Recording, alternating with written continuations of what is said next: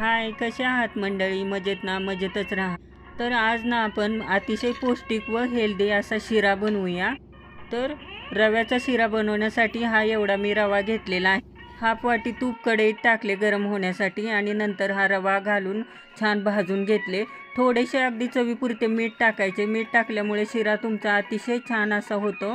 त्याची चव खूप छान लागते, म्हणून थोडेसे मीठही टाकले आणि नंतर थोडे मनुके टाकले. रवा छान तांबूस कलरवर एकदम भाजून घ्यायचा.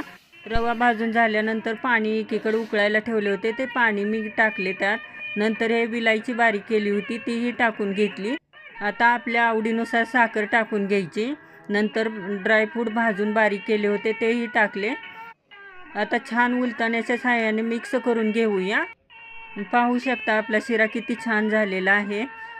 मी गणपती बाप्पाच्या प्रसादासाठी असा शिरा बनवला. खूप छान असा लागतो हा शिरा. अगदी थोड्याशा साहित्यात व झटपट होतो आणि चवीलाही तो खूप सुंदर लागतो. एकदा करून नक्की पहा अशा पद्धतीने. आणि प्लीज मैत्रिणींनो, मित्रांनो, भावांनो, बहिणींनो, लाईक एक करत जावं. एवढे व्हिडिओ पाहता पण तुम्ही लाईक करत नाही सर्वजण. लाईक करा आणि नवीन जे असतील त्यांनी सबस्क्राईब करायला विसरू नका. थोडेसे ड्रायफ्रूट राहिलेले होते ते मी वरून टाकले असे आणि एका बाउलमध्ये शिरा काढून घेतला. पाहू शकता शिरा किती मस्त दिसत आहे. अगदी पाहता क्षणी तोंडाला पाणी सुटले ना.